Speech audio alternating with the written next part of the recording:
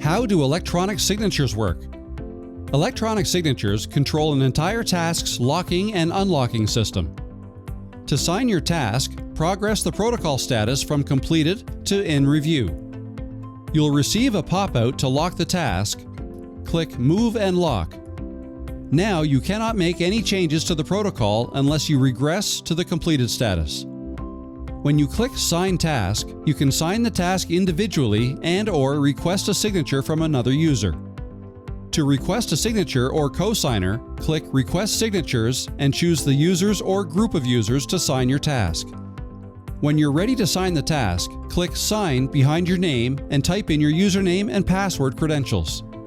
Comments are optional. When you're finished, click Sign Task.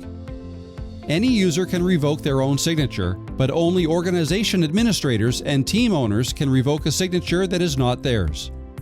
If your signature was requested, you can view your requests on your overview dashboard. Electronic signatures are available only to select premium plans. Explore the links below to learn more about SciNote and the plans offering signatures.